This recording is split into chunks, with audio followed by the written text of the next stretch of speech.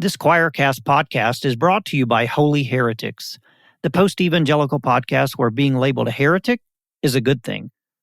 We're starting conversations about God, politics, Christian nationalism, sexuality, gender, spiritual abuse, faith deconstruction, and how to recover from evangelicalism. Nothing is off limits in our conversations with scholars, activists, and writers in our quest to find a freer faith. Listen wherever you get your podcast or check us out at sophiasociety.org/podcast.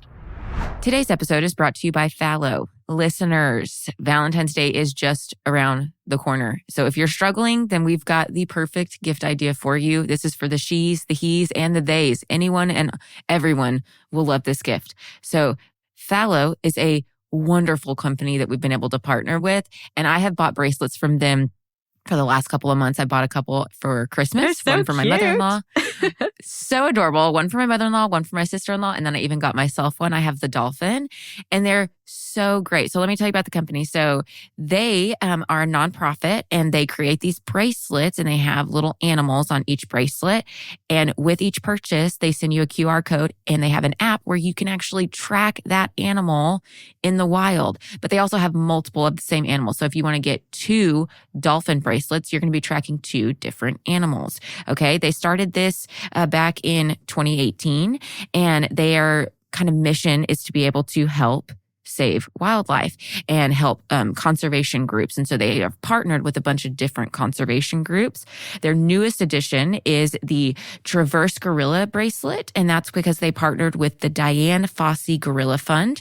And they launched this bracelet just a couple months ago, back in November of 2023. And each bracelet actually allows you to track a gorilla, and not just a gorilla, but a specific gorilla. So you get on the QR code package insert thing, you get a picture of your specific gorilla. You get a picture? Oh my God. You do get a picture. Oh. So on my dolphin's name is Bill, but I don't have a specific picture because it's a little bit harder to get a picture of a dolphin out in the ocean when you're trying to tag it. To be honest, don't all dolphins look the same though? Well, mine is a spotted dolphin. Oh my God. But he's only 2 years old, and so he doesn't have his spots yet. So even if he did, you wouldn't be able to see him yet because they come around 3. But so they've got sea turtles, lions, elephants, sharks, polar bears, penguins, dolphins, giraffes, and gorillas. I can't wait. I know they're going to probably eventually add more into this and have more animals. And they even they started doing plushies, but they're sold out right now. So hopefully very quickly they come back because they've got 2 plushies. They've got the elephant and the polar bear. It's a need. It's not a want. It's a need. I know. God. It's a need. And they have really cute, just different color beads that you can get with each animal. They're wonderful. So if you want to get this for your partner for Valentine's Day, you should. You can save 20% off by... Or for a friend, anyone. Or for yourself. For yourself. Honestly, I'm getting one for myself. I'm treating myself because it's so adorable. I'm going to get a lion. Mm-hmm. I've unlocked a new addiction, and this is a problem, but that's okay. I'm okay with this addiction. It goes to a good cause. You know? Why not? It goes to a great cause. Yep. So you can save 20%. Just use the code DeadlyFaith, and we will link it down in the show notes for you. So again, use the code DeadlyFaith to save 20%. Back to the episode. Hey, heathens, you're listening to the Deadly Faith podcast where religion and crime collide. I'm Laci. And I'm Lola. And this shit is fucked up. The mind that was in Jesus, that mind is in me. Without me, life has no meaning. Why would God tell you what I'm thinking and tell you what I've said to my wife or my husband when you're not around? It's because I'm the pastor of the church and I need to know. This is the only place where you can see truth. Oh, I thought we were going to use malignant. I know, malignant is a good word, and we will. You just wait. We will leave that. Okay. We will use that in another episode. It's reminding me of Maleficent. Maleficent? I've never seen that. Oh, you haven't? Film. It's a good movie. Maleficent is one of my middle child's favorite characters. Really? Sleeping Beauty. Yeah, because Sleeping Beauty is her favorite princess. That's movie. my favorite princess. Oh, is it really? Okay, I've always loved Sleeping Beauty. Yeah. You're the first person besides my child that I've ever met that their favorite was Sleeping Beauty. Ever since I was 7. I love her. And it is the oldest, in my opinion, out of all of them. It's like the oldest looking, and that could just be. It is kind of the oldest look. I think technically Snow White is the oldest. That's true. Because it was 1930 when that one was produced. I think it's been remastered several times. Right. But it's just, I was like, why do you like that one? And Maleficent, like her favorite character is Maleficent. Yeah. Her favorite Christmas character is the Grinch. Her favorite Halloween character is Jack Skellington. See, I identify with her. I know. I'm like, you are my little morbid child, and I absolutely love it. Like we were watching, what was it? Snow White? No, not Snow White. Beauty and the Beast. We were watching Beauty and the Beast. And at the end when Gaston is like kicked off the top of the castle and he just like goes falling into the crevasse. I'm sitting by her, and mind you, she was probably like 3 or 4 at this point. Actually, I think she was, somewhere around this point. And he's falling to his death, and she's beside me, and she goes, huh. Oh, shit. And I was like, oh my God. Good Lord. I'm like, no one piss her off. Shit. I'm so glad that your girls get to have personalities, because I never got to have a personality as a child. No? Why? Just because of religion? Yeah. I never got to like or dislike anything, really. I just sit and obey, and that's it. Yeah. Yeah. God, that sucks. Well, now I'm just like in overdrive. And I'm here for it. Get it. Like a goblin. I'm a goblin in overdrive.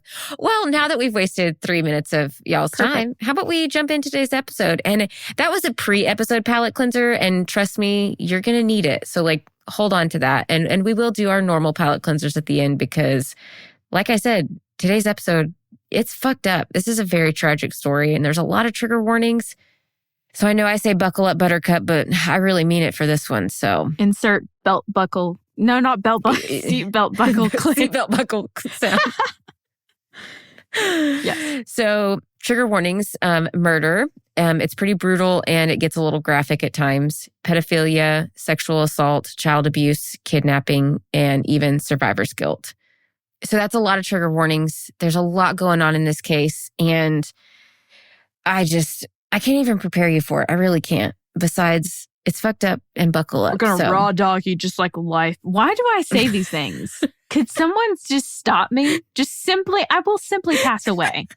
That's all there is to it. I just can't. You have no filter, and I'm here for it. You know what? I just love it. I'm crying. I could have been a lot better, but I chose to be a lot worse. That's okay. Is that a quote from a movie, or did you just pull that out of your ass? I guess so. Felt more like an armpit pull out, but whatever. It's applicable, so. All right. Let's jump into this. So, on May 16th, 2005, in beautiful Coeur d'Alene, Idaho, Bob Hollingsworth went to his neighbor's house to pay their teenage son, Slade. He had done some yard work for the neighbor a couple days before, and so he was coming down to pay him. Mm-hmm. As he approached the home, he went to the back door and realized it was already open, just slightly. So he started to yell out to the family, but got no response. He stepped inside, but instantly saw a massive amount of blood. So he just stepped out and called 911. He's scared. Get out. Yeah, exactly. When he told the dispatcher what he found, they told him that they would send out a deputy, but Bob responded with, quote, "You better send more than one," end quote. So, okay. Yeah. I mean, full send. I agree. So let's talk about who lives in this home. Pause. Was this person a white person that stumbled upon this scene? I think his name was Bob. So I'm going to go out on a limb here. We're in North Idaho. I'm going to guess yes. It was a white man. Yeah, I'm going to say it's white. The one white person to do the right thing in a horror film, that just happened with this person. Just happened. Yeah. Just happened. Sees blood, goes, oh, hell no, and calls the cops. Like, hell no. Doesn't try to investigate. Thank you. At least from what I researched, he did not go into the house. Nice. Or find anything else. But before we move on, side note, I have a cold. So if I sound a little nasally, just roll with me. My kids got me sick. You sound great to me. Thank you. Thank you for the birth control. It's usually at night when I'm sleeping. You're welcome. Enjoy it. Enjoy it as much as you can. All right. So in this home, there lived Brenda Groene and her boyfriend, Mark McKenzie. Mark was an old friend from high school, and they had actually started dating just a few years prior to this. Right before they started dating, Brenda had gone through a divorce and had moved back to the Coeur d'Alene area with 3 out of her 5 children. Her 2 older kids stayed living with their father, but the younger 3, Dillion, Shasta, and Slade, lived with Brenda. Now, when Brenda came back to Coeur d'Alene, she moved into the family home that was located in the Wolf Lodge district right outside Coeur d'Alene. This home sat on a large piece of property and was just about 9 miles outside Coeur d'Alene city limits. And this home had been within their family for decades. This was the house that she spent a lot of time growing up. Her dad was raised in this home. It was out in the country. I love a childhood home. It is a childhood home. Yeah. And throughout the years, this home was known to have an open door policy. It didn't matter if you were family, extended family, friends of the family, you were always welcome at the home anytime, day, night, rain, snow, sunshine, whatever it was, open door policy. Now, when we talk about this home being in the family for decades, it was also the epitome of like what you would think of as an old home. It didn't have really any of the modern amenities that we're used to. It had like mainly electricity and plumbing and things like that. Did it have a laundry chute? I don't know. I fucking love a laundry chute. I swear to God. I do too. Them taking that out of houses was the worst thing that we've ever done really was. In the modern world. And I could use a laundry chute because literally my bathroom is right the fuck over my washer and dryer in my basement. So like maybe we'll install one in our fucking remodel. We're going to install one, but it would have to be in the master bedroom to go downstairs to our laundry room. But either way, I don't care.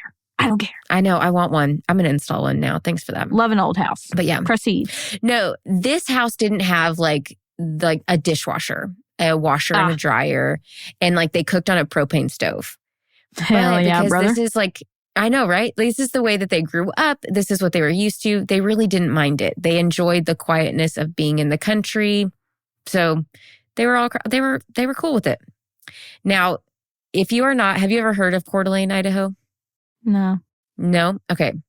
So for those who are listening who also do not know. I don't know anything about Idaho besides potatoes. I'm from Alabama. And most people, welcome to the world. Like most people, that's all I know about Potato. My life is potato. Potato. So let me paint a picture of Coeur d'Alene, Idaho for you. I actually used to live there. I lived Shut up. I did. I lived everywhere anyway. Because of my husband. I lived there from early 2013 to late 2014. And Tyler, my husband, he actually lived there most of his like adolescent years. That's where he spent most of his like growing up years. And if you ask him, he would consider that home for him. We even considered moving back there, but it's very expensive to live, especially since COVID. Like, really? It's astronomical. Mm-hmm. So in Idaho? Yeah. So Coeur d'Alene is in the panhandle of Idaho. It's very far up north. And you're literally just about from Coeur d'Alene to get to the border of Washington's only about 30 minutes. And then to get to Canada is only a couple hours. So you're pretty far up there, up north. Yeah. Very, very pretty. So imagine living in a place where no matter which way you turn your head, you're surrounded by pine-covered, beautiful mountains that are just blanketed in snow every single winter. Country roads. The country roads everywhere. There's hiking trails within these forests that interweave amongst all the trees. You have lookout points like every so far while you're hiking, and it's just gorgeous. The summers are beautiful there as well. Getting to soak up the sunshine. Coeur d'Alene has a beautiful lake. Now, Coeur d'Alene is known for it's a lot of like, I wouldn't say maybe Hollywood, but or like just rich people will go there to spend their vacations there. It's a nice area for rich people. And a lot of people after COVID started moving there. A lot of people from like California. Are we sponsored by this part of Idaho? The way we're hyping it up. If you couldn't tell, I absolutely love this part of Idaho. I just wish it wasn't I just wish it was part of Washington, and then I'd be like totally cool living there again. But no, it's still part of Idaho. So you have all the Republican bullshit that you have to deal with. Gotcha. But I deal with that right now. You deal with that. So, Classic. But What a dilemma. it's beautiful. And they live right on the outside of Coeur d'Alene. So that is where this whole story takes place. Now, Brenda moved back to Coeur d'Alene a few months before she reconnected with Mark McKenzie. After reconnecting with him, it didn't take long before they started dating. Mark had been like a high school friend. I'm not sure if I mentioned that earlier. Mark was said to be one of those great classic hometown country boys. He loved going fishing and hunting, and he had a very kind spirit and just a beautiful soul. A Carhartt man. Yeah, Yummy. there you go. That's a great way of describing it. A Carhartt man. I can't see them as the Carhartt vest men when I think of country boys now. I'm like, oh yeah. Yeah. That'll get Carhartt man. the Southern Belles ovaries going. The Carhartt vest. Absolutely. I love me a Carhartt, I'll be honest. So Mark, it didn't take him long to really build a really good relationship with all three of the kids, and they took to him very well. And he treated all three of them like they were his own. So they were just a wonderful, loving family at this point. Now, Brenda's oldest out of the three that lived with her was Slade, and he was 13 years old. He was really getting into music, and he started to come into his own during these really beginning of his crucial teen years. Shasta was the middle child. No. Okay. Dillion was the middle child, and he, out of these three, and he was 9 years old. And Dillion was said to be really shy and bashful. And Brenda, his mom, called him her little teddy bear, which I thought Shut up.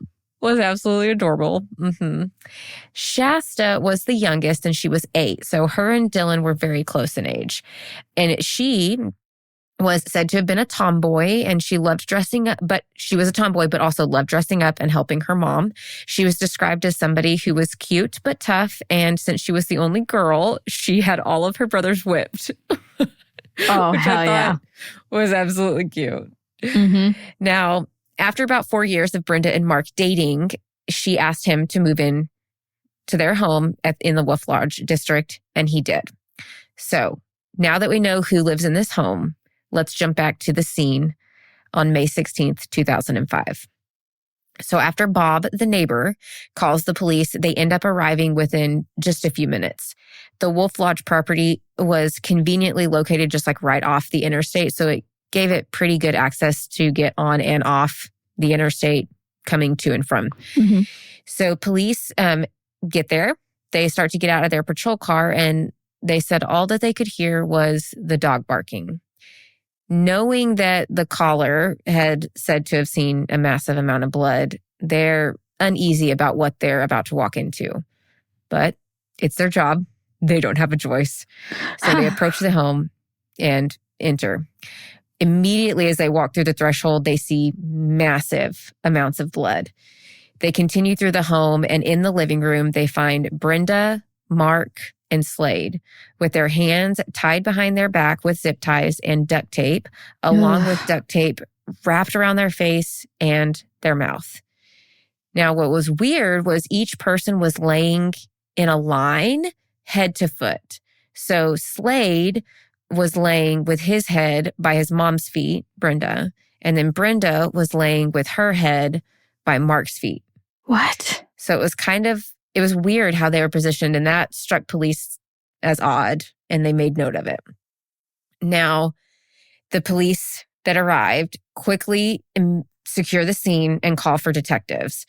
The detective that was called in had actually taken the day off because it was his birthday. And when he got the call that there had been a mass murder, he thought it was a prank. He legit thought that people were trying, the office was trying to play a prank on him on his birthday. And he's like, shut up, guys. And they're like, nah, dude, we got 3 murdered. And he's like, oh, fuck, are you serious? Now, did it happen that way? No, I totally made that up. But see, this is why I couldn't be a detective or a cop, because I know. That's some shit I would be like, you guys you're fucking with me, right? Okay. Have you ever watched the show Lucifer on Netflix? No. Okay. It's really good the first handful of seasons, and then it kind of becomes monotonous because like the same shit happens over and over again. But Lucifer is actually really the devil. He's like actually the devil. And he's on Earth. Yummy. And he starts helping. I know, right? And he is yummy. And he starts helping out this detective. But that's what he does. Like every fucking murder scene they go to, he just says shit all the time. It's just like, oh my God, like if you're a cop, you could not get away with. He crosses all the boundaries, but it's quite hilarious. It's a good show, at least the first handful of seasons. So I just want you to stop saying odd shit. yeah. It's a fun meme. It's a funny meme. You haven't seen it. I was like, she's Next quoting time I something. see and I'm not. that one, I will send it to you because it's so good. So good. I just need you to stop Okay, quoting proceed to odd the shit. root. All right. So this guy thinks it's a prank, and it's not a prank. There's really 3 dead. Also, not only did he think it was a prank, but this is not something that they deal with in Coeur d'Alene. Coeur d'Alene is considered to be one of the safer areas to live even today, and especially back in 2005. You know, this was a safe area. So like having a mass murder was not something they dealt with all the time. So needless to say, this was just pretty shocking for everybody involved in the investigation. So the detective arrives and begins his investigation, and it was very clear that the victims had been brutally attacked. Each one of them had had multiple bludgeonings to their head. The officers and detectives searched the home, and they end up finding a lot of guns and a lot of ammo, but noted that none of the home had seemed to have like been rifled through. Now, we're in North Idaho, or really Idaho in general. Having a lot of guns is not something that's out of the ordinary. So that wasn't what was shocking. It was shocking that they were all still there. And nothing in the house was rifled through.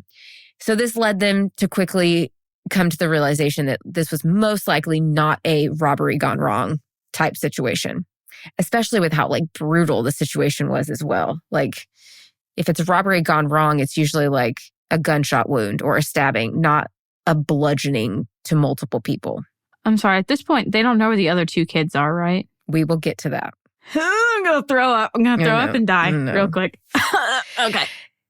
Now, as they searched the home, they end up finding a framing hammer that was identified as the murder weapon. They also discovered a fingerprint by the front door that they were able to retrieve. Now, they noted that the front door wasn't forced open, so this led them to believe that maybe the Gronene family either knew their attacker, willingly let them into their home, and or the door was unlocked and the attacker just walked in. So, which would track because of the whole like open door policy. Like, exactly. Honestly, my grand, that's how her house is, and they only lock the doors, at night kind of thing. So, yeah, I hope my grandma locks her door at night. But like, I don't even know if my family, my old members of my family do that. Yeah, it's just how life was for them growing up. Everything. I don't want to say everything was safer. I want to say everything seemed safer. And I think that was because we didn't have access to media the way that we do now. So like a crime happens and like we know about it in the blink of an eye. And because like we can't really say it was safer when like the 70s and stuff were like the high peak of like serial killer time. Say so more. I think it's good Lord. I think it's not appropriate for people to be like, it was safer back in my day. Nah, Brenda, you just didn't fucking know about the crime. It was so much better back in the day. Yeah, you had less rights and you had more serial killers. Jot that down. Also, I just said Brenda and I just like threw that name out there. I know. I thought about didn't that mean too. that. And the Brenda I'm talking about in this case. Ooh, sorry, didn't mean that. That's fine. Anyways, so now one of the first officers that was on the scene, he knew the family personally. And after searching the home and finding the bodies, he quickly realizes that Dillion and Shasta, the 2 younger kids, were nowhere to be found. Dun, dun, dun. Okay. Yeah. I think because of the 2 missing kids and the fact that this is a mass murder and isn't something that the Coeur d'Alene police is used to or has a lot of experience in, they did quickly call in the help from state police and the FBI.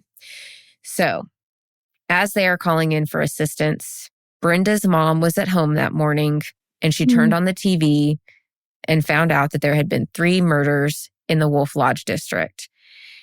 Now, like everybody else's first reaction, she was nervous, but quickly started to like deny it. Like, oh, there's no way that could be my family. It's very much that whole like, oh, it could never happen to me until it does. So they hadn't alerted like family members before media? I think they didn't alert media. I think media just kind of caught on the area and caught on. Okay. Because it was such a buzz and right off the interstate. So it was pretty That's easy true. And nothing big ever happens. So the vultures come in whenever. Yeah. Big prey. So and this all happened so fast, like getting the investigator there, identifying for sure who the bodies were. And so I think it just happened so fast because this was in the morning still that she turned on the TV and found that news. So it all happened just really fast. So she decided, I'm not going to freak out. I'm going to stay calm and I'm just going to call the police and figure out what's going on. So she calls, and unfortunately they confirm that the 3 dead are her daughter, Brenda, Mark, Brenda's boyfriend, and Slade, her 13-year-old grandson. Now, of course, she immediately starts to break down. She's devastated. But before she can even start to grapple with what she's been told, they inform her that her 2 youngest grandchildren are missing. So now her and all the other family members who are left have to shelf their grief and anything to process through what's happened in order to put all of their focus into trying to find Shasta and Dillion. And I can't, how the fuck do you even function in that? Compartmentalizing. I don't know how you do that. I feel for this family. I know. Now, everybody's first hope was that the kids somehow escaped the home during the attack and they had ran off into the woods and were just hiding. And that if they just searched the woods, the kids would be found safe and alive. So they did a massive search. It ensued very quickly, and they checked the rivers and all through the surrounding woods. But with each passing hour, nothing was turning up. They were getting no leads at all, no evidence to show that they even went into the woods. They continue checking the woods. A search party is still searching. But since the Gronene home was right off the interstate, this did lead investigators to theorize that the kids could have been kidnapped. And the attacker or That's kidnapper what I was thinking. Could have had a very there. easy, it is. He could have had an easy route in and out. So they quickly put out an Amber Alert, the state police do, for Shasta and Dillion, and they put out their pictures and the information, and it was blasted all throughout Idaho, the surrounding states, and eventually all throughout the U.S. Now, on the second day of the investigation, the police found out about a small house party that the Groene family had the night of the 15th. They discovered that at this party, there was a verbal disagreement between a man named Bob. This Bob is one of their friends, not Bob the neighbor. It's not okay. It's not Bob's. 2 different Bobs. We got 2 different Bobs going on. Bob 1, Bob 2. Wrong Bob 2. Okay. Bob friend and Bob neighbor. So I will distinguish between the 2. Bob neighbor doesn't really come up very much anymore, but okay. Bob the friend and Mark and Brenda, they had some kind of disagreement over money. Jesse, one of Brenda's oldest kids who lived with their biological father, told the police that Bob owed Mark some money and that Bob had a criminal history with drugs. So since Bob already has a criminal history, they they went through and found his fingerprints in the system and compared them to the fingerprint that they had found by the back door. And lo and behold, it was actually a match.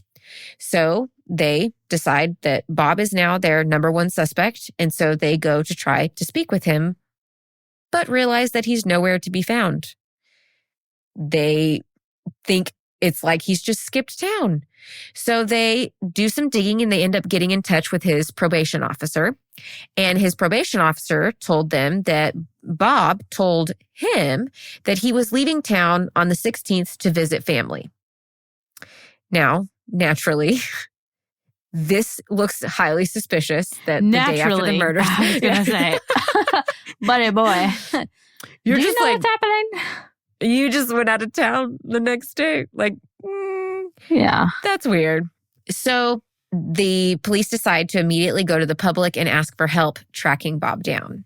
it doesn't take long for Bob to find out that he himself is now the number one suspect. And he actually turned himself in to his parole officer. Oh my God. He's like, I didn't fucking do it. Shit.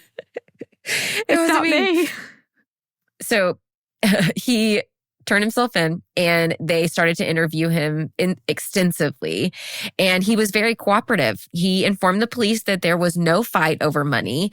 Bob had actually been going through a really hard time financially, and his home was under foreclosure. And he was trying to get his home he was trying to save his home. And Brenda and Mark loaned him $1,000. And so they were just talking about that. There was never an actual disagreement of any sort. Okay. Mm-hmm. He also told them that he wasn't evading police. His aunt had died and he was going to her funeral. Oh no. This poor dude. I know. I'm like, oh, it's like you can see both sides. Like I can totally see how the police for sure went down that path and they've got to do their job. I get it. But they checked out his alibi. Everything checked out. Bob even agreed to take a polygraph test, and he did, and he passed it. So they quickly end up eliminating him as a suspect. So Bob is now not a suspect. But unfortunately, this leaves them with no leads. Literally, absolutely not one. So Coeur d'Alene police, on the weapon, they didn't get any DNA off of it. I know they got the one fingerprint, but no DNA, no other fingerprints were found. What is the motive here, people? Where are the children? I have so many questions. I know. We do get answers to everything. Literally everything. So your questions will be answered by the end of this. Okay. So Coeur d'Alene police, the state police, and even the FBI have no idea what direction to take. So in desperation, the police go back to the crime scene and take a second look. Now, as they look at the crime, of course, it looks, like I said earlier, like a crime of passion. So they start to theorize that maybe Steve, Brenda's ex, was their next suspect. Maybe he snapped. They were going through some kind of disagreements when it came to the custody of their children. So could that have made him so mad that he snapped and murdered half the family and kidnapped the other two? Who knows? But that is natural to kind of go that way and look at the family first. So 3 days after the massacre, Steve was interviewed. He was actually living with Brenda's mom at this time. And it was not one of those situations where Brenda's mom was choosing her son-in-law over her own daughter. It was more of you're still family. You've been in this family for years upon years. We have grandkids and I want to help you guys out. There's just a loyalty there. Yeah. And it was from what I can tell, there was no hard feelings, even on Brenda's side. It was just, this is how the situation it's not unfolded. Working. Yeah. Gotcha. At least that's kind of how I was interpreting it. So. Well, I believe you, so. During the interview, Steve says that the night of the murders, he was at home on his computer. Since he doesn't really have a solid alibi, I was at home on my computer, which at first it's oh, that's kind of suspicious. That's all you got. But at the same time, how many nights out of the week is that going to be your alibi? 7 out of 7 for me. I was on my phone. Right. I was at home on TikTok.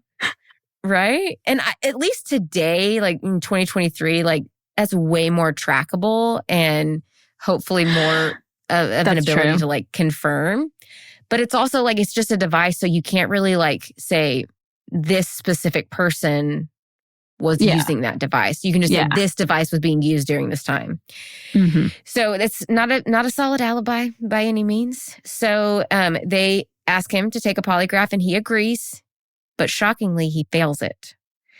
So this means that he has now claimed the spot as their number one suspect.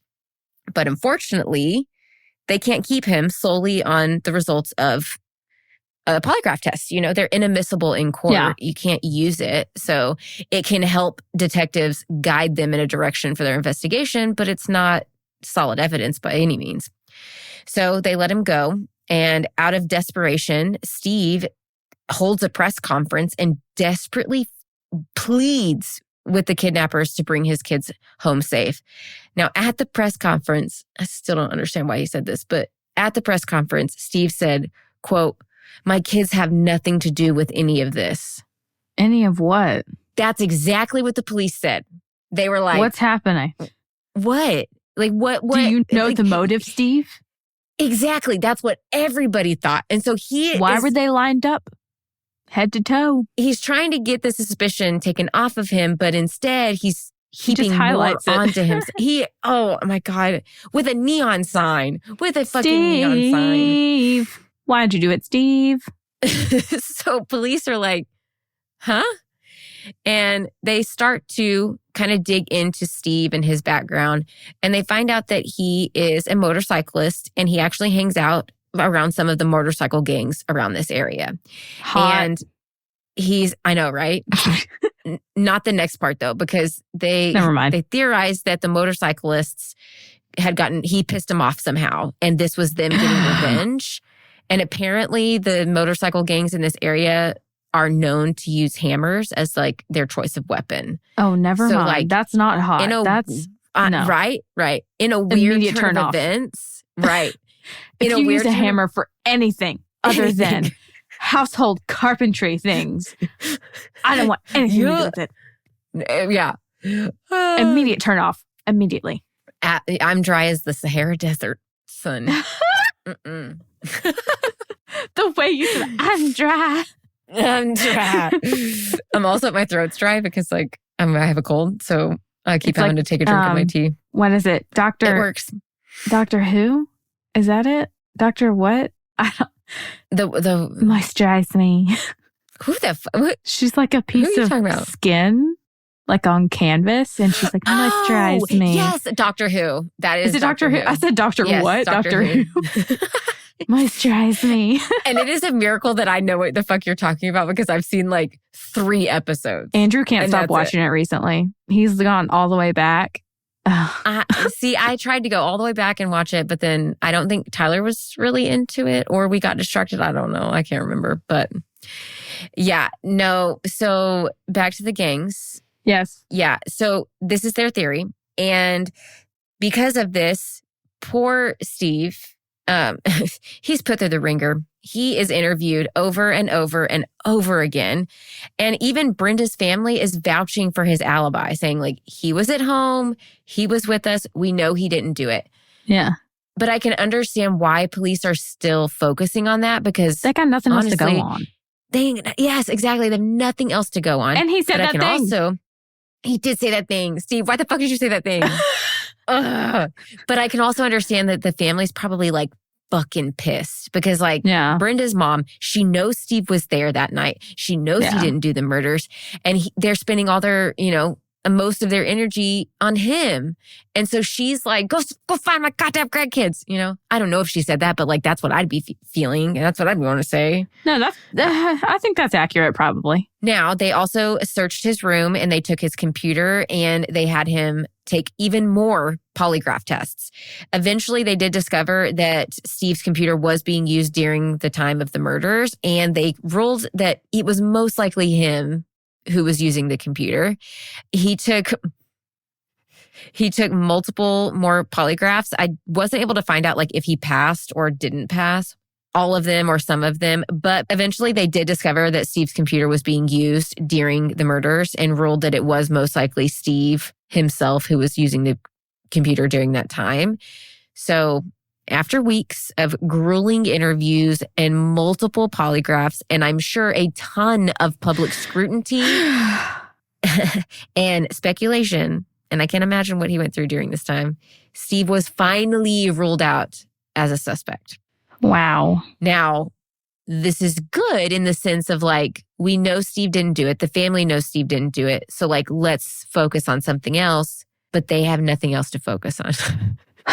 Because there's literally not one lead. There's not one piece of evidence. And they are just consumed with trying to figure out what the fuck is going on. Mm-hmm. They continued the search, even though they suspected them to be kidnapped. They continued the search for, I think it was like a week after their disappearance. And within the days after the massacre, I think it was about a week. Yeah. The 400 acres around the home had been searched and there was no sign of the kids. dead, alive, no fabric, no toys, no, like literally nothing that could point them to the, like maybe they went out into the forest. Nothing. So with no leads, no tips, the police decided to just keep pushing Dillion and Shasta's photos within the media, billboards, and more. They did get a glimmer of hope that the kids were still alive because they did the testing on the blood in the house, and it all came back as Slade's blood that they had found. Oh. So there was some blood of like Brenda and Mark around their bodies, but all the blood that was kind of everywhere that the neighbor had seen and then the police had saw everywhere, that was Slade's blood. None of it. Does that mean more damage was done to him? We do find out what happened to him, and it's very tragic, I will say. But who's got anything against Slade? He's just a musician with a badass name. I know. I love that name. I think it's so freaking That's like cute. a romance novel name, like it really Steel is. or Wolf. You know? I like that. Wolf. Come on. I don't even know what you look like, but Wolf. It just there you go. Okay, back to the story. Yeah, so the blood is not Shasta's and it's not Dillion. So they do have this glimmer of hope that they are alive, but the search, they continued it, still leading to nothing. So they're just hoping that by putting these pictures out in the media and kind of like bombarding the media and billboards with their photos, that it will give them a better chance of somebody within the public recognizing one of them if they end up being in a public setting at some point.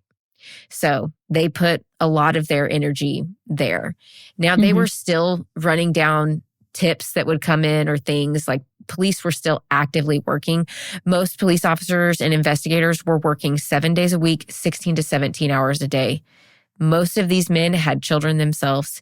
And the fact that these kids had most likely been kidnapped and could be out there alive it really hit these investigators hard. And they For sure. put in the time to try to find them. Even if you don't know them, when kids are involved, it makes it all more real, you know? It really does. Now, unfortunately, though, lead after lead and tip after tip, they were met with just dead ends. They led nowhere. That is until July 2nd, around 1:30 a.m. On that night, Coeur d'Alene 911 dispatchers got a phone call from a waitress at the local Denny's. I'm on the edge of my fucking seat. I didn't think 911 would get called again.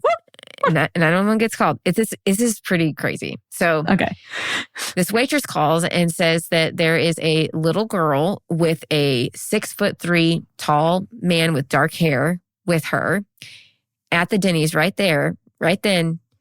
And the little girl looks like Shasta Groene. At the fucking Denny's. What? At the Denny's. Without wasting a second, they're like, we're on our way. Now, apparently, from the waitress's perspective, around 1:30 a.m., the waitress had walked over to the grown man and the little girl sitting at her section. As she walked up to the table, she noticed that the little girl looked very dirty, and she asked them if she could get them anything to drink, but the little girl would not talk at all whatsoever. She also noticed when she looked over at the man that the man wouldn't take his eyes off of the little girl. Ew. The waitress felt, uneasy about the situation, which most of us would. Valid. She looks back at the little girl and quickly realizes that it's Shasta Groene sitting at the table. While she's coming to this realization, the little girl looks at the man and he nods to give her permission to order something. The little girl looks up at the waitress and asks for a milkshake. The waitress tells her that it'll be right out and walks away. Instead of going to make the milkshake, she goes to her manager and tells her that she suspects that the little girl sitting in her section is Shasta Groene. They quickly call 911, and while the police are trying to make their way over to the Denny's, the waitress decides to try and stall the man and the little girl. The waitress knows that it's going to take the police anywhere from 6 to 8 minutes to get to the Denny's, so she has to stall them for the next 6 to 8 minutes. Now, that doesn't seem like a long time, like just slow down making the milkshake, right? Well, when she goes to turn to make the milkshake, she notices the man and the little girl start to stand. So she walks over to them pretty quickly and stands in front of them and says, "Can I get you anything else? The little girl's milkshake, it's almost done." And without taking his eyes off the little girl, the man says, "We just want our check." So now she's like, fuck, like I gotta stall. So she goes back to the register, and this woman, she starts fidgeting with the register, and she's like, "Oh man, it won't print your check." And I was like, "You are a genius." Like, oh my gosh. She's like, "I am so sorry about the wait." And she's being so polite, but like, just like this old thing, and trying to stall as much as she can. Mm-hmm. I think the man and Shasta ended up sitting back down and waiting for her to get the check and everything. And she could tell that he was like getting nervous and just like wanted to get out of there. But as they were sitting there, the police walk in and they tap the man on the shoulder, and he turns around and is arrested. Yes! Now, Shasta, it is confirmed that little girl is Shasta Groene, 8-year-old sweet little Shasta. And she is taken to the hospital to be examined.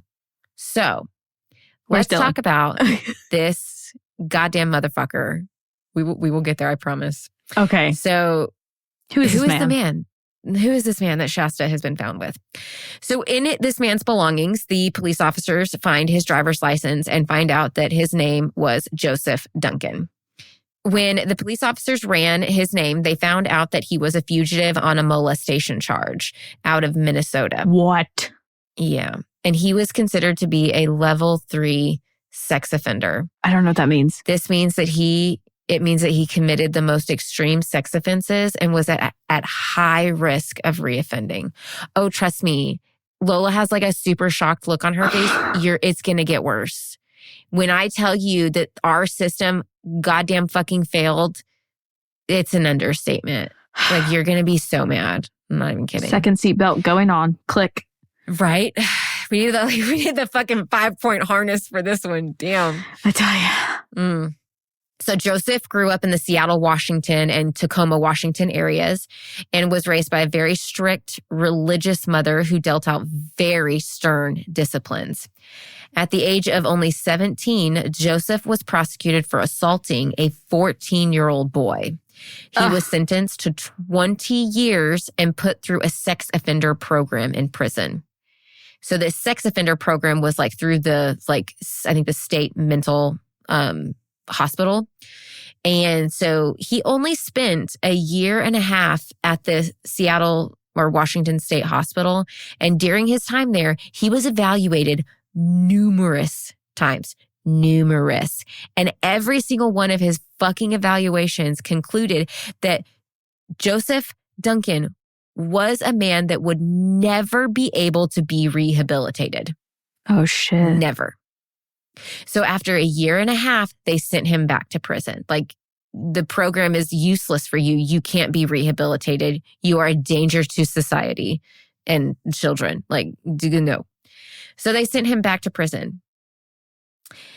Because our system is broken as fuck, he was actually paroled, granted fucking parole in 1996.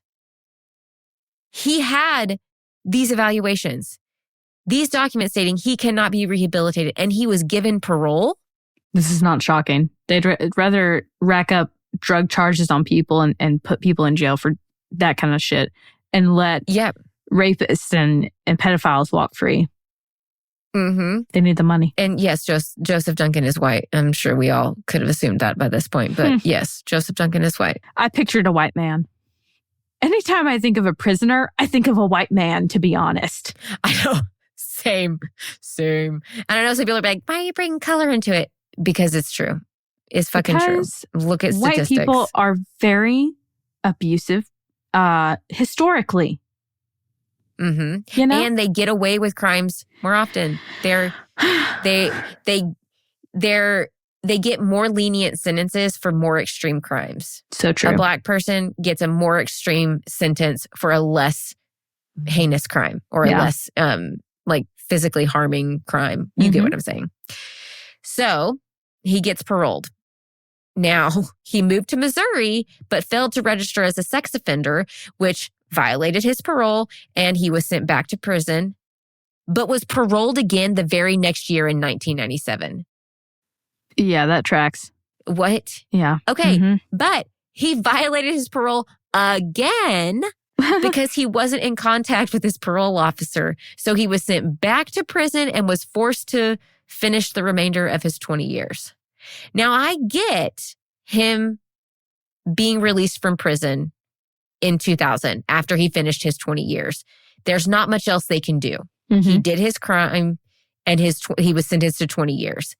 He hadn't committed, quote unquote, another crime. So it's not like they could keep him in prison. Yeah. But he should not have been paroled at all whatsoever. And he should have, we'll find out more. His paroles are going to come back, his years. Okay? Keep those in your head. So he's released in 2000. Now, Joseph then moved to Fargo, North Dakota to study computer science at a local university. To those around him, he was actually considered to be a poster boy for ex-cons. He was great. He's reformed.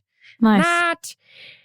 He lived in Fargo for a couple of years, and during that time, anytime there was a missing person or a sex crime, the police came by and interviewed him. He is a registered sex offender. It's natural That's the way for it goes. those people to be at the top of the list, especially when a sex crime is committed. So of course the police are going to come and interview you and see if you have an alibi. But Joseph didn't like that. After a few years of this, he started to just get really pissed off. And he's decided that, like, if the cops were just going to treat him like a sex offender, then he was just going to go out and be one again.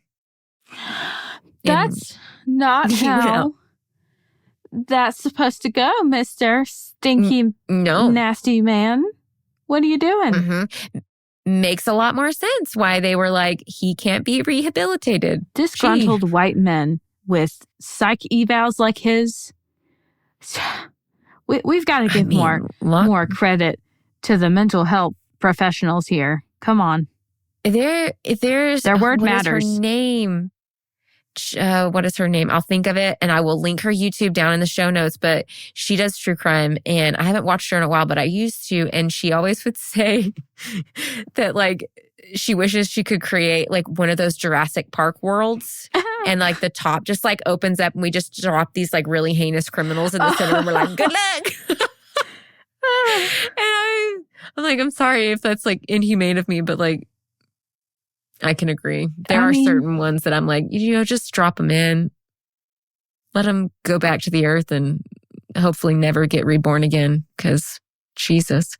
Honestly, isn't that a little bit more humane though? Like having, this is a dumb idea, but like having an island or something where you put people like this and like the only rule is you can't leave. Otherwise, it's fend for yourself kind of thing. This is the hard part I have with any kind of like really not crucial, but like, I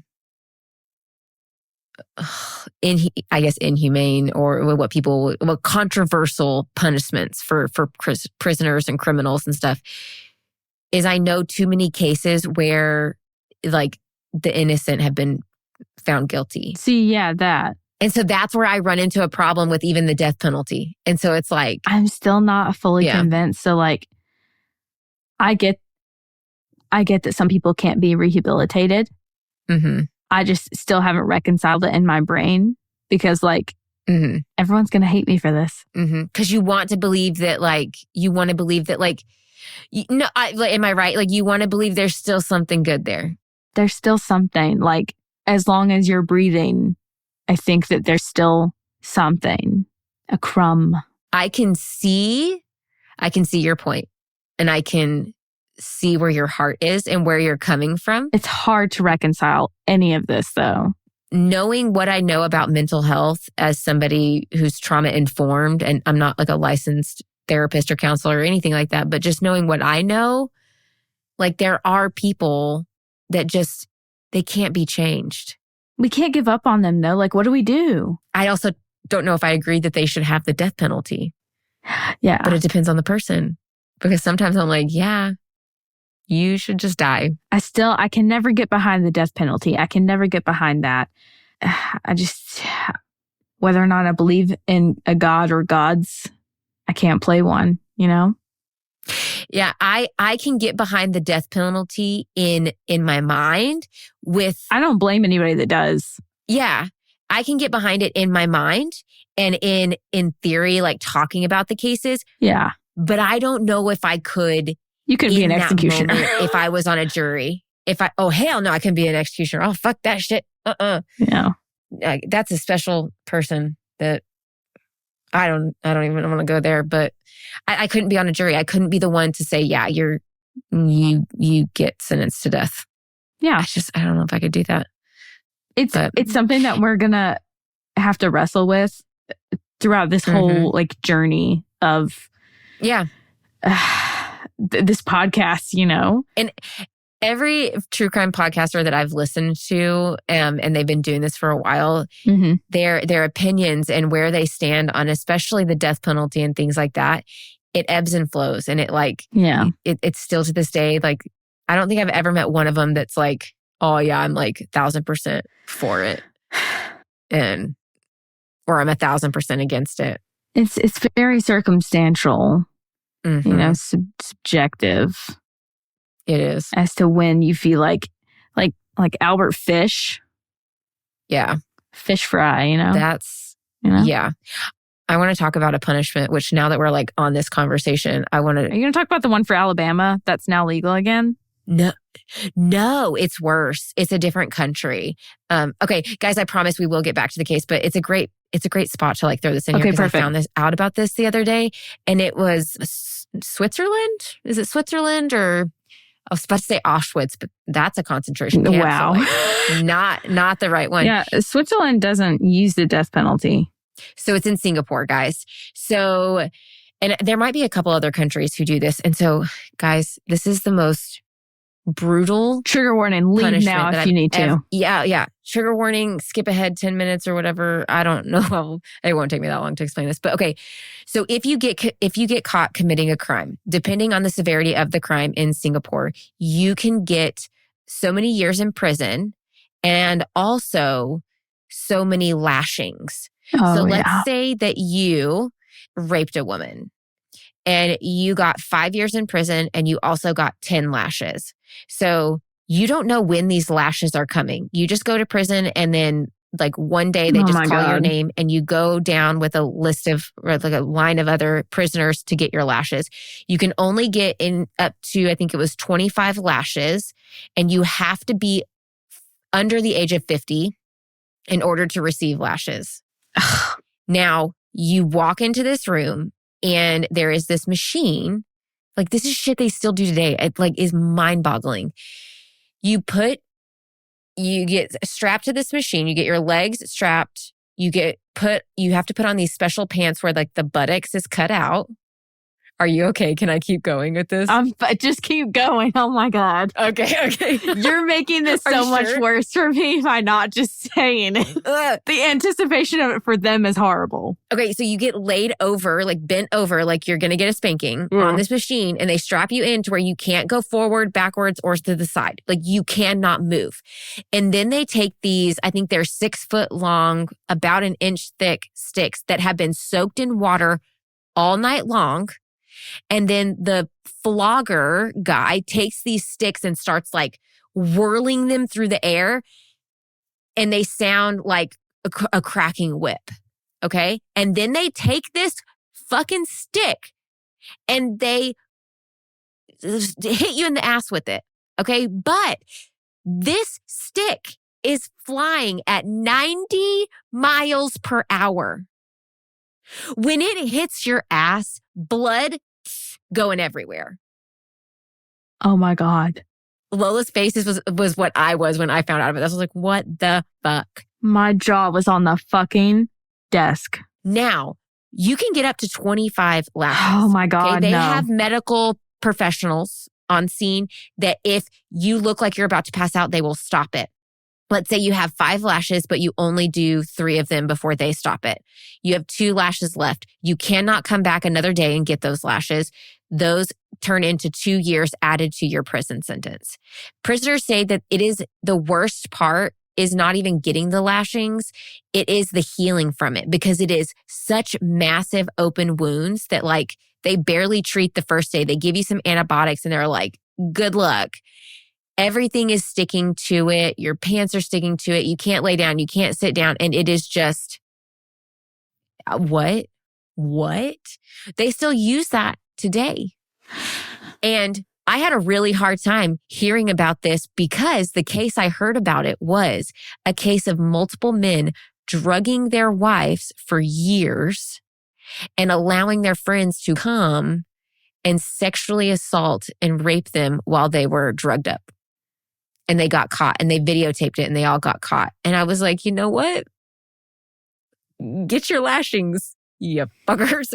She said, at the same time, equally fucked, equally raped. Right? Wow. So at first you're like, ooh, that is horrible. But then on the other hand, you're like, okay, but like, I don't feel bad that you got it. I just don't even know, like, because it doesn't even make a fucking difference, you know? They actually do have less crime rates. In Singapore? Mm-hmm. Well, yeah. And in Asian countries, they tend to have a little less crime because it's such absolutely strict. They're laws. very strict, and their justice system is like very fast moving. Like, no, it is if like, you're not on death row, you're No. killed. There's dead. not death row. You commit a crime, you're caught, you're tried, you're dead within a week or something like that. It's So- fast. It might not be that fast, but you know what I mean. and we can compare it. But I had to talk about that. I found out a couple weeks ago, and I was like, what the actual fuck? Back to Shasta or Joseph or whoever we're talking about. But yes. Where are we at? Okay, so he decided that he's just going to become another a sex offender again. He's like, they call me one. They think I am one. I'm just going to become one. So in the summer of 2004, Joseph traveled to Detroit Lake in Minnesota. And while he was there, he stalked a few boys at a public park before approaching them and fondling one of them. After the incident, oh my God, I need your shirt. I'm so sorry. This was Lola stretched and she's wearing an Eddie Munson shirt from Stranger Things. It says Hawkins 86. Oh my God, I need that. Okay, sorry. That was such a caviat. I'll send you the link. I saw your shirt. I need we'll that. link it in the Anyways, show notes. So sorry. So sorry. Joseph was quickly identified. The boys were able to identify him because he has a cut and a scar on his lip. So he was put in jail. He was arrested and put in jail, but the judge granted him bail. Why? Great question. No, I don't have an answer for you. Again? No Fucking idea. again? People are not supposed to be granted bond if they are a flight risk. I'm sorry. Why would you not think he's a flight risk? For what? And then he's granted his bond, and then he has one of his friends actually puts up the $15,000 bond for him. So, like, quick little caveat: how does he have friends? And I was going to say, who the fuck where is this putting money from? $15,000 up for him? Like, I don't even know that I have a family member that would have put that up for me if these were the crimes I would have been committing. No. Who's this friend? Who the fuck is this friend? I have questions. Those that we don't have answers to.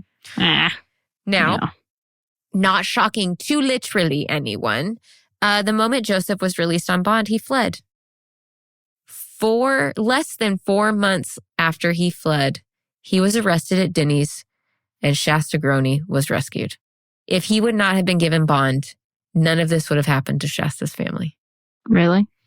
Now, at the police station, they interviewed Joseph, but he wouldn't say a word. They were desperate to find Dillion because only Shasta has been rescued at this point. And they tried over and over and over again, but Joseph was silent. He refused to speak. He wouldn't say a damn word to them. So let's go back to Shasta. Now, when she was taken to the hospital to be examined, they quickly discovered that she did have internal injuries and she was rushed into surgery. When she woke up, she opened up her eyes to see her father standing over her.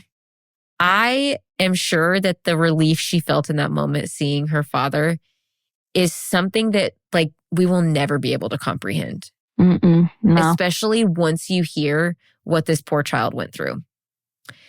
Now, like I said, Joseph's not talking. So in order to find out what happened, the police have no other option but to interview Shasta and ask her to tell them what went down. So here is Shasta's story. I'm going to give you guys another trigger warning because this is just so heartbreaking. The night of the incident, Shasta was awoken by her mom crying and telling her that there was somebody in the house that didn't want them there. So Brenda wakes up Shasta, and after she does, she brings her out to the living room. As Shasta walked in, she saw Slade and Mark tied up on the floor and a guy dressed in all black with a shotgun and a mask. He told them to get on the ground, and he tied the remaining family members up. Shasta instantly knew something was wrong, but had no idea what to do. After they all got tied up, the man told everyone to keep their heads on the ground and not to look up. After a few minutes, Shasta felt a tap on her shoulder, and she looked up to find the man standing over her with his finger to his lips, telling her to shh. He then picked her up and took her outside and laid her on the ground next to her brother Dillion by their apple tree. As Dillion and Shasta laid there terrified, they start to hear some banging sounds and then what sounded like Mark grunting. While they're hearing this, a few seconds later, Shasta sees Slade come running from the house, and he was covered in blood, and his hands were still tied behind his back. Somehow he had been able to get his feet free, and he made a run for it. Now, she could tell that Slade was confused and didn't really know where to go. It's also nighttime, it's pitch black, and it's just woods around you. Next thing she saw was the masked man come around the house, catch Slade, and start repeatedly beating him over the head with the hammer. After that, Joseph came over to Shasta and Dillion, cut their zip ties off, and told them to walk. The kids were forced to walk right beside Slade's brutally beaten body. Shasta said that when she was walking by him, he looked up at her and she looked down at him, and then he just slumped over. At that moment, Shasta thought that that was when Slade died. But if you remember, Slade's body was actually found inside the home with his head at his mother's feet. So the investigators said that they believed that after Shasta, Dillion, and Joseph left, Slade then tried to get back into the home, and that's why they found his blood everywhere. It was on the door, on the steps. It was in front of the kid's bedroom, in the grass outside. It was everywhere. So he was kind of fumbling around trying to make his way back inside. Poor kid. He ends up making his way. He made his way back inside eventually and got into the living room where his mom and Mark died, and he fell at her feet and died there. Oh my God. I know. So that's why it was his blood everywhere. Yeah. And Brenda and Mark's blood was only found by their bodies. So now, after leaving the Gronene home, Joseph took Dillion and Shasta to a campsite in the Lola forest in Montana, about 150 miles away from their home. This was a very desolate area, and nobody was around them. At first, Joseph told the kids that his name was Joe, but they weren't allowed to call him that. Instead, Jesus Christ, it's so gross. Instead, they had to call him Dad. I knew it. Daddy. Oh, no. Or Jet. Jet?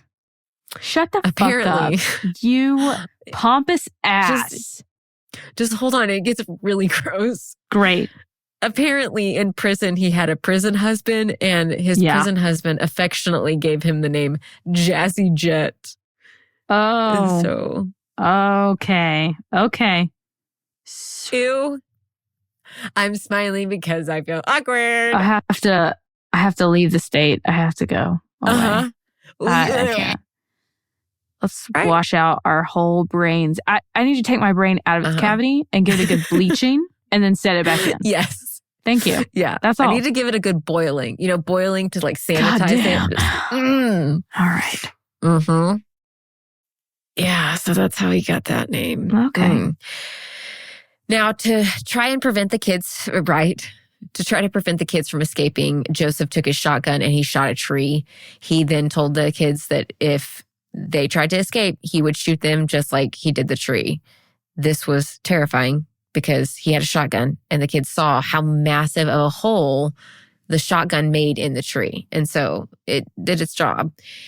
And since the kids were so young, they really didn't understand the gravity of what had happened back at the home. Like they saw Slade, but they didn't see the other two. And so Joseph was actually able to convince them that their mom, Mark, and even Slade were just fine, and that eventually they would get to go home if they just did what he said. And they believed him.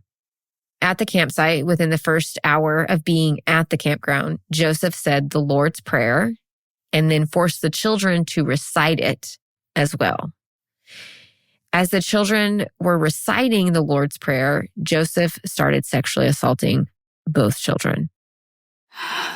Ew. Like, I don't even have words. Joe, can I have a word with you? I just... I'm sorry, but I would be okay with this man being flogged. He can get the cane. He can get all 25 lashes. No comment. And then get the death penalty. I know we don't see eye to eye, but like that's the justice side of me. It's not that I don't want absolutely horrible, equally horrendous acts done on this person that's committing them. It's just you just have the ability. It can't be undone. Like Shasta and Dillion, nothing can be undone. Not to say that this makes it seem like I don't care about the justice of it or like the reprimanding them like in a vengeful, like a righteous kind of way. I don't want you to take that for granted that you have the ability to see the good in even really bad people. I don't see the good in him. To not I can't see the right good, now, but like to hope. I know, right? To hope that there could be good in this person. Like, I think that is a really good quality and can come in handy. I wonder if I'm just a worse off person because... No, I was going to say that is what I mean by like, you're a better person than me because I'm like, cut his balls off, motherfucker. I don't think about it that way though. I don't like the death penalty in general because it's like, yeah, that we can't be playing God like that. But also, life is absolutely horrible. Being alive is hard. Being dead is nothing. Yeah. So it's like, I would just rather have you suffer for a very long... I hope that you live a very long, horrendous life, you know? I hope maybe the abuse will come back to you 10-fold, 20-fold, 100-fold, let karma rain down the way it needs to on you. And I'll comment more on this when we get to like his actual sentencing and stuff because Thank God. There are two very valid points to the death penalty. That is another thing that I struggle, but I don't want to talk about it yet until we get to his sentencing. So starts sexually assaulting them as they're saying the Lord's Prayer. Shasta said that one minute he would be saying God sent him. And then the next he'd be saying that he was the devil himself and that the devil sent him to do the devil's bidding. So like this man is all over the place. Like he's not all there. Like not all there. Classic. I had a strict upbringing that was maybe religious. And I've just gotten a lot of wires crossed over the years. Very religious, very strict. I couldn't find like details, but like that's all. Like extremely strict, extremely religious. Boy, I also had to recite this shit over and over to my parents. I never thought about hurting a kid. Fucking hurting a kid, yeah. I never thought about any of that shit. Yeah. You got no excuses. None. So the first night they were in captivity, Shasta and Dillion laid next to each other and were able to talk once Joseph fell asleep. They told each other how scared they were, but Shasta told Dillion that she would protect him and that they would make it home. She even pinky promised him. Shasta. That night, they fell asleep holding hands. And she's the youngest. She's 8 and he was 9. Now, the kids underwent horrific sexual and physical abuse every day they were in captivity. If Joseph had to go to town to get food, he would chain the kids up to a tree or to the tent that was anchored to the ground with spikes. But he would tie them up far enough away from each other that they couldn't help each other get free. But Shasta said that it really didn't matter if he would have tied them up close together or not, because they wouldn't have tried to escape, because they were literally in the middle of the forest. Like, they had no idea where to go. And she said that we would have starved to death or been attacked by wildlife before we would have ever made it to any kind of civilization. So she's like, we wouldn't have tried to escape. You just try to survive where you're at. Yeah. After a few days, Joseph had the kids play this game where they tried to catch this squirrel that kept coming into their campsite. He told them that if they caught the squirrel, that they could go home. Apparently the squirrel was pissing him off. So one day I know, this guy's weird. After multiple attempts, Dillion actually caught the damn squirrel. Oh my God. And so he's excited. Like, we get to go home. I know, how'd you catch this fucking squirrel? I'm impressed. Joseph told the kids, okay, pack up your stuff and let's go. With excitement, Shasta and Dillion start packing up their stuff. Like, they don't have much. There's just a couple of things. And so they get it together. And after they finish packing, Shasta and Dillion just hug each other really tight.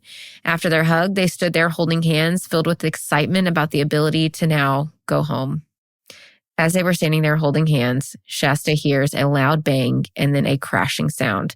Next thing she knew, she felt her brother's hand slip from hers. She looks down to find her brother kneeling on the ground. Trigger warning, guys, graphic. Holding his stomach, trying to keep it from falling out. In shock, Shasta stands there staring in disbelief. And then Joseph walks up and shoots Dillion in the head at point blank range. After that, Joseph made Shasta help him put Dillion on a tarp with all his belongings before Joseph poured gasoline onto Dillion's body and set him on fire. That night, Shasta sat and watched her brother's body burning and said that she thought she could hear him screaming. She said there was part of her that literally actually thought that he was alive, even though she knew he wasn't. I can't imagine what that poor child has been. She's 8.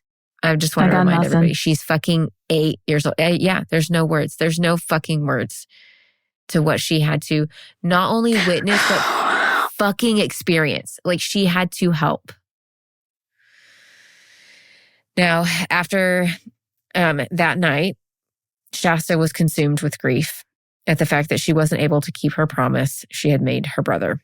She had pinky promised him that they would make it home safe, but now Dillion's body lay dead and burned in a tarp.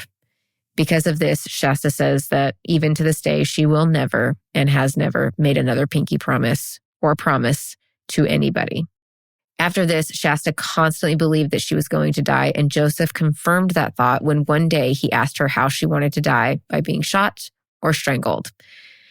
Shasta made her decision that she wanted to be strangled. She saw what happened to her brother, and she didn't want that to happen to her body.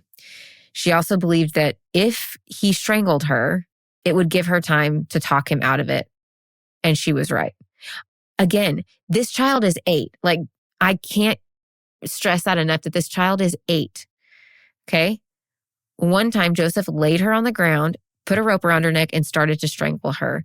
She's with everything starting to turn black, she says, "Please don't, Jet." And the moment she said those words, he loosened his grip and began to cry. He told her that when she called him Jet, he could tell that she actually cared about him. And that was the moment Shasta knew she had gained his trust.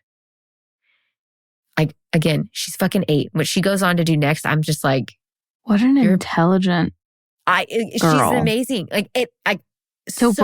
She's like, I would not have thought about this at 8.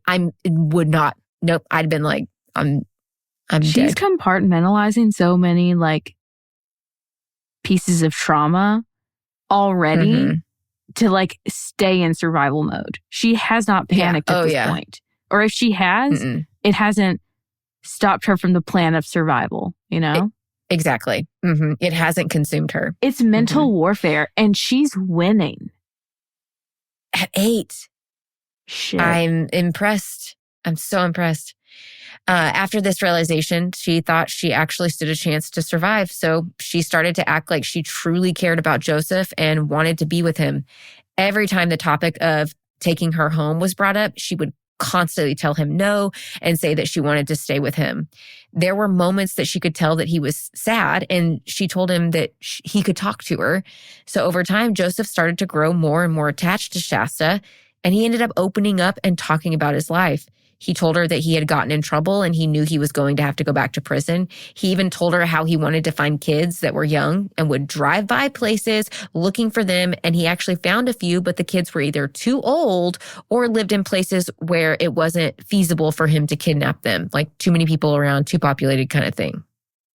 He told her that he had gotten to a point where he wasn't finding any children on this little escapade of his, that were within the age range that he wanted or in a place where he could kidnap them. And so he was just giving up and going back home.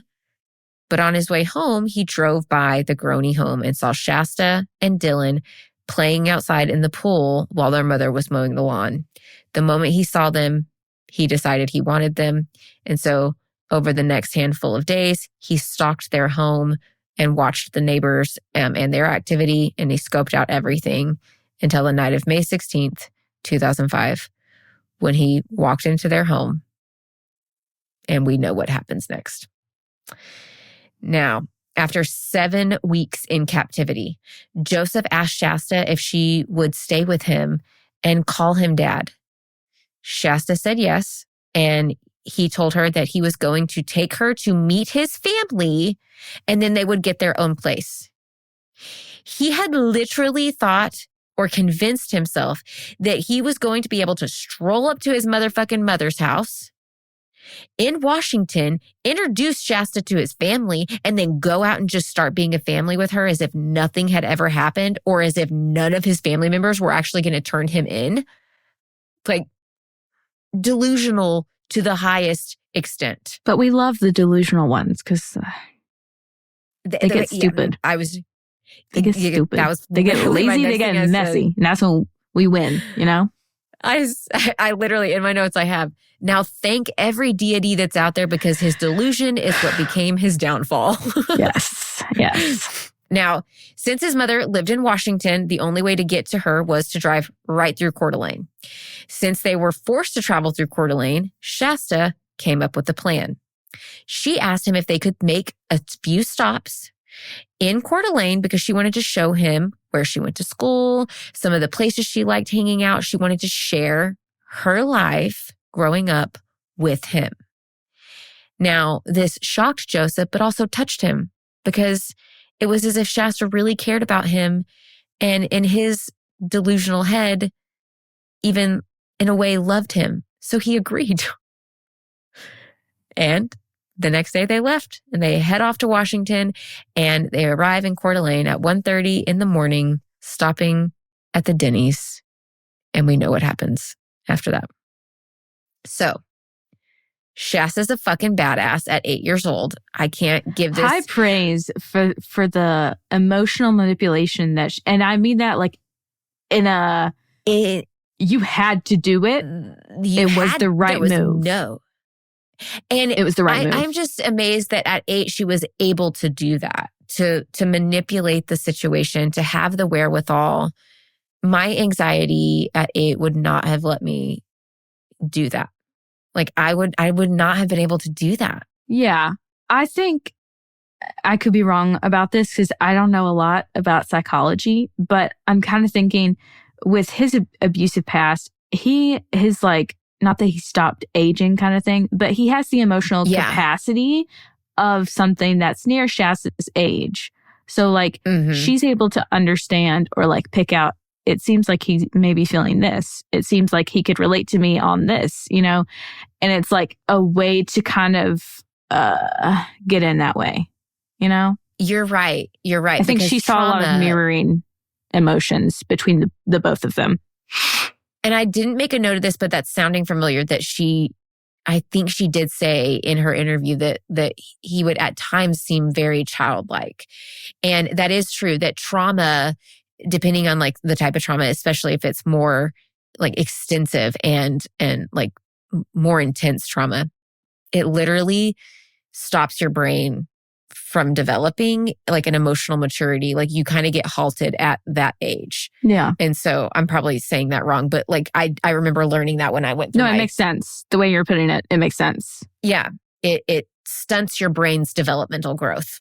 It's a better way of saying it. So yeah, that makes sense. I'm just impressed. So yeah. Now, after Shasta recovered in the hospital, she ended up showing the investigators where the campsite was in the Lola Forest in Montana. They then were able to recover Dillion's remains and created a memorial where he had died. The Jeep that Joseph and Shasta had been traveling in had been reported stolen, and the FBI went back through it and Joseph's belongings. They had found a laptop and a video camera, including both video and pictures that had been taken during Shasta and Dillion's captivity. These videos and pictures included the children in different states of undress and even being tortured. They even discovered that Joseph had a blog, this goddamn motherfucker. In his blog, he vented all about how angry he was at the system and being a registered sex offender. Oh my God, poor you. He even went on and on about how he believed that there wasn't anything wrong with sex between a minor and an adult. He even said in his blog, quote, "My intent is to harm society as much as I can, then die," end quote. I just want to go ahead and say this. If you are a person that identifies as a map, stop listening to us. Stop. Go away. You're not part of this community. Fuck off. Oh, fuck your whole existence. Go away. Yeah. Go away. I had to like think of for a second what map was. And I was like, oh, yeah, minor attracted person. Yes. Yeah, no, fuck you. It's not. That's not a thing. A minor attracted person is not a thing. If you think it is, you can leave and you can go fuck yourself. Go away. And don't ever have access to the internet or children ever again. Absolutely not. Just lock yourself away. Right the fuck now. Right the fuck now. 1000%. So, yeah, congratulations, my dude. Goal achieved. You know, good job. You want a cookie? I don't know what the fuck to say to you. At this moment, I would like to also remind everybody how the first time he was in prison, he was put in a state hospital where he was being evaluated, and they concluded that Joseph Duncan was a man that would never be able to be rehabilitated. Yes. And yet, even with those evaluations, he was given parole. Now, remember, those years are going to come back, okay? 1996 and 1997. Don't forget those. Now, when he was out on bond was when the whole Groene massacre and kidnapping had all happened. Mm-hmm. Now, due to Shasta's testimony and everything they found on Joseph's laptop, they suspected that there may be more victims. This was a pretty intense crime for it to be his first. So they're like, we need to do some digging. Through the electronic GPS in the Jeep Cherokee, they were able to like track him from Fargo, North Dakota to Coeur d'Alene. They found 33 waypoints on his journey. Now, these were points that he like specifically marked in the car's internal GPS. And when they went into each of these waypoints, they found that it was a target that Joseph had like made a note of. And this was points where a child lived. Each of them were a home where a child lived. Now, as time went on in the investigation, and they got the grossest chill from that. I mean, they talked to these homes like, did you see anything? Did you notice? You know that these families found out that they had a fucking predator stalking and making note of their address and their child. Like, that is trauma in and of itself. Yeah. Like, oh my God. Well, as time went on, the investigation kept going on. They talked with Shasta more and more. Over time, she did tell them about more crimes that Joseph had committed in other states before her, and he told her about them. The investigators then contacted the FBI Crimes Against Children unit and relayed the information. Immediately, the FBI called them back and told them to go to the Riverside, California County Sheriff's Office website and look up a boy named Anthony Martinez. Now, one day, 10-year-old Anthony Martinez and his little brother Mark, along with 2 other neighborhood kids, were outside playing when an older white man with a mustache wearing a baseball cap approached them on April 4th of 1997 in Beaumont, California. The man asked if they would help him look for his kitten, and if they did, he offered to pay them each $1. All the boys said yes and went into the alley to help the man look for the cat. The boys, of course, didn't last long looking and quickly told the man they couldn't find it. The man then gave each of them $1, but then pulled out a knife on all of the children. 10-year-old Anthony stepped in the way of all of the other children to protect them from the man. The man then grabbed Anthony and threw him into the back of his van before speeding away. The boys all quickly ran back to their parents and told them what happened. 15 days after the abduction and 60 miles outside Beaumont, someone noticed a lot of vulture activity at Purdue Canyon and decided to investigate. Unfortunately, in the canyon, they found Anthony's body buried in a hillside of rocks with his wrists and ankles bound with duct tape. After his body was examined, it was concluded that he had been sexually assaulted. At the scene, they had found a roll of duct tape and there was a thumbprint left on it with some DNA. Now, at the time in 1997, technology hadn't advanced enough for them to run the sample because there was not enough nuclear DNA from the DNA sample. The fingerprint that was collected was only a partial fingerprint, and so they couldn't run it through and do like a one-to-one match or comparison within their database. So it just went cold.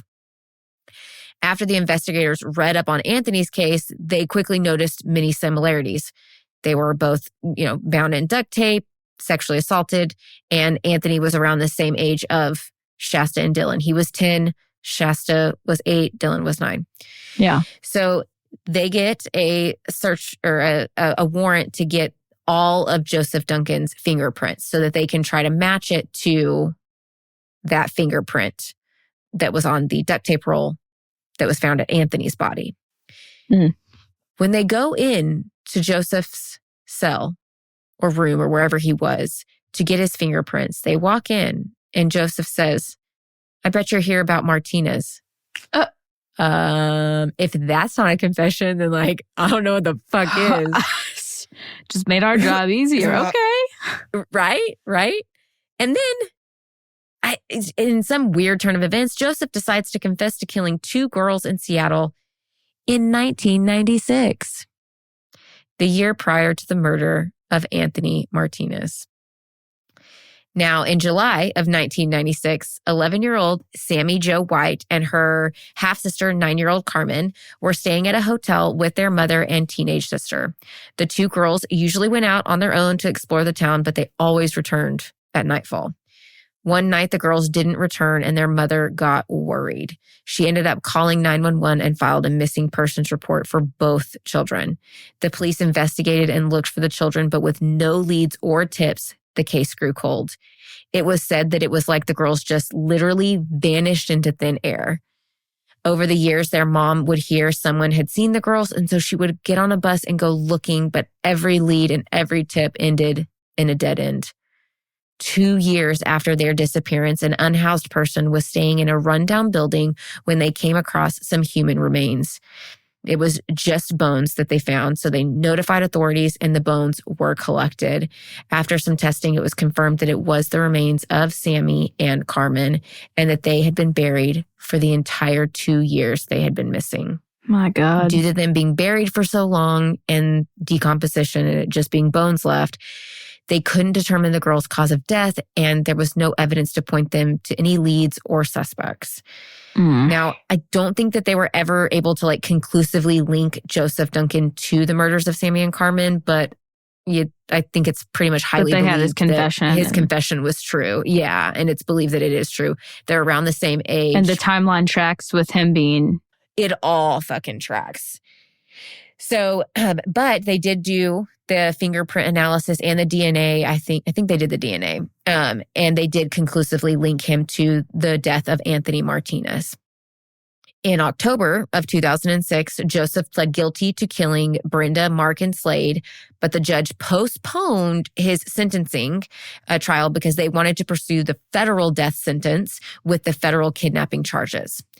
Right before the kidnapping trial, Joseph, I don't know why, excused his attorney and decided to represent himself. I love when they do that. Why? I know. They're so stupid. He did end up pleading guilty to the kidnapping charges, but they still needed to have a sentencing trial. So the prosecution wasn't trying to prove his innocence or guilt, just like they were pushing for the death penalty. So they were trying to show that a life sentence for him in prison was not suitable. Like this was not a good idea. And the prosecution and most of, if not all of the cops were for the death penalty for Joseph because they said that him, and I have to agree with them, him living in prison gave him the opportunity to relive and fantasize about his crimes over and over and over again. That makes sense. Yeah. And I get that. And like, this is what I was going to say about the death penalty. I completely get that. And I think it is definitely like a case by case basis because there are those who them living in prison day in and day out is more traumatic than just ending it all with the death penalty. Mm-hmm. So it's definitely it just depends. But they were pushing for the death penalty. Now, because they wanted the death penalty, the prosecution decided that they needed to show the video of Dillion being tortured. Joseph, why? God. I really have problems that they did this. I understand why they did it, but like a minor, he's a minor. He's dead. He has no consent to like his that's his. I get it, but like his privacy was invaded. That's gross. Mm-hmm. And that's gross. There's another reason, and we can talk about it when I get to the end of this, but that I was like, you fucking did that to his memory and to his family. Yeah. When this is what happens. So Joseph tried to object to it because he knew that that's a heinous fucking video. And if it gets seen, nobody's going to walk away from watching that without giving him the death penalty. Now his objection was denied and the tape was played. And on August 27th, 2008, Joseph Duncan got 3 death sentences, all related to Dillion's murder.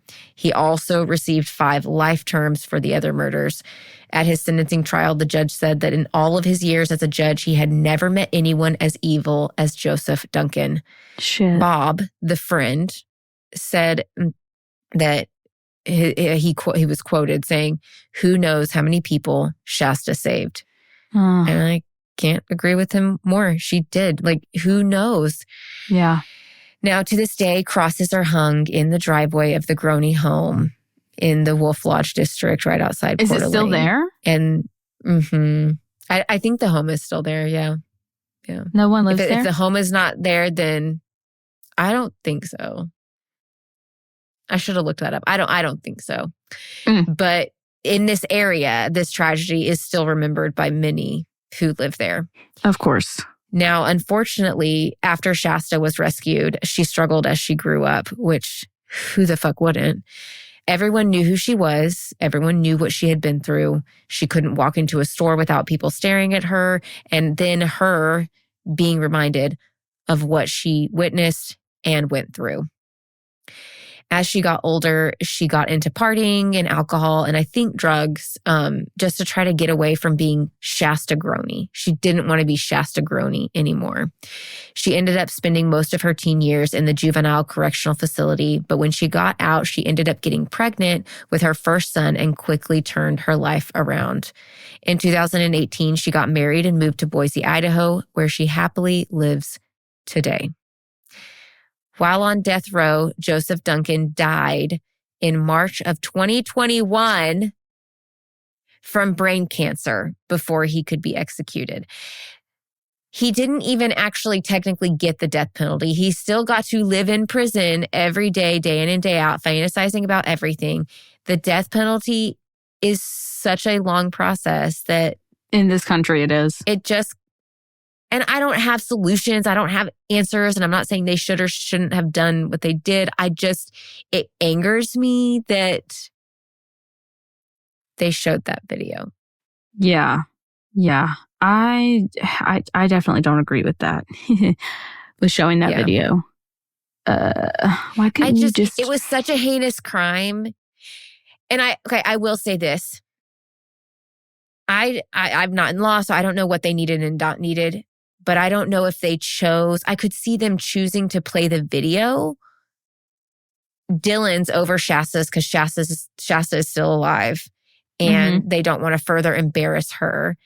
And they're trying to keep Shasta from having to take the stand. But at the same time, knowing, I guess this is where I stand, is knowing that the death sentence isn't actually a death sentence here in America 90% of the time. I don't know if that's a real statistic. I made that up. But majority of the time. I feel like it's pretty accurate. It's pretty fucking accurate. Knowing that that's the case, they shouldn't have done that. They didn't need to. Life sentence. He's already pled guilty. He's already fucking pled guilty. He's going to prison. He's definitely getting a life sentence. Just give the death sentence, or give the life sentence, and not tarnish Dillion's poor memory. And like, ugh, it's just gross. Like I said, guys, yeah, it's fucked up. You see what I mean by, like, there's no accurate word for it. I just kept coming back to, this is fucked up in so many different ways. Every way you flip it, turn it, it's just fucked up. And Joseph looks like a bitch. What does he look like? I can't remember what he looks like. I did all my research. Listen. I just looked up a picture of him. He looks like a fucking bitch. I'm gonna look him up. Shasta and Dillion as kids, like, so like, they're cute. Shasta's cute now as well, but like as kids, it's just like, oh my God, they're so... No, I saw pictures of them too. They were adorable. And then she's beautiful now. I mean... Oh yeah. Yeah. And she's got... I think she has a kid now, right? She had her first son, and that's what made her turn her life around. But I think she has multiple kids now. I think at least 2. I'm not sure. I didn't really dig into her personal life and where she's at right now. That's okay. I wanted to give her that space. I love when we do that. When we just say like, hey, they're good now. We don't have to worry about it. You know, we can just... If she wants to give interviews, cool. That's fine. I just... By all means, yeah. That's her story to tell, you know? Yeah, but Joseph, you look like a fucking bitch. You stupid ass dead motherfucker. Do you know who he reminds me of? I know who you're going to say. Who? No, you say it. Hold on. No, I'm going to write it down to see if we think of the same person. I got to go look at his picture again. I wonder if anybody else, go look at his picture really quick. Pause this. Go look over on our Instagram page, look at his picture, and tell me if you thought of the same person that I thought of. Are you ready? Yeah. Okay, who do you think I'm thinking of?